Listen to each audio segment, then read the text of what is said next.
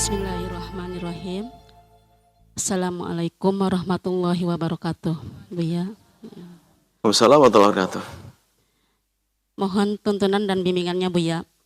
Begini Buya, boleh tidak kalau seseorang punya hajat ingin beres-beres rumah karena kondisi yang sudah tidak layak lagi dihuni, terus mengajak si B agar mau kerjasama.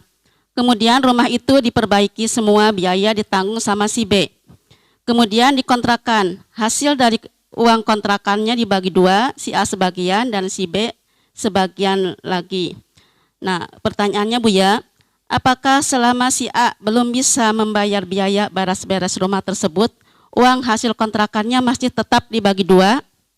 Kemudian, kalau seandainya sudah terbayar semua atau istilahnya lunas terbayar biaya beres-beres rumahnya, itu bagaimana Buya? Syukron Buya. Assalamualaikum warahmatullahi wabarakatuh. Waalaikumsalam warahmatullahi wabarakatuh. Ada hubungannya dengan hadis yang disebutkan.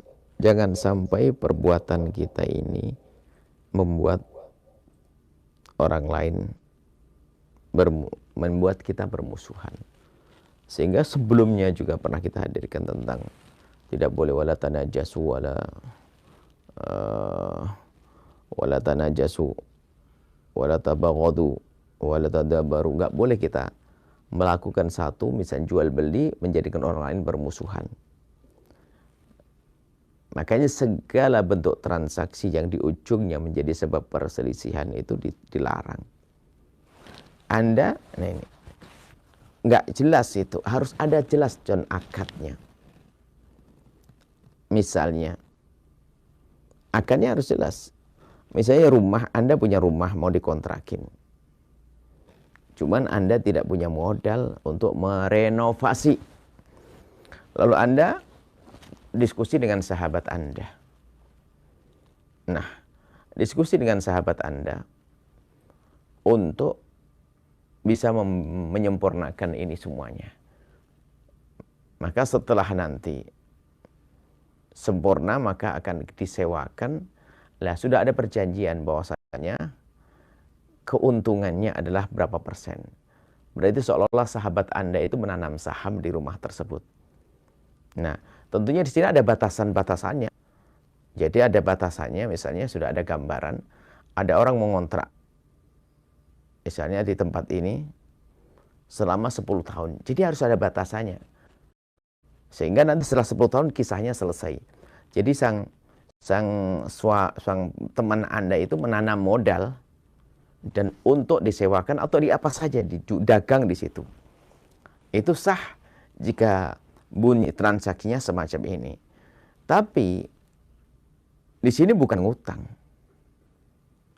Kalau beliau meminjamkan kepada Anda, misalnya akan merenovasi lalu hitungannya adalah hutang dan Anda harus membayar, maka dia nggak boleh mengambil keuntungan daripada kontrakan tersebut.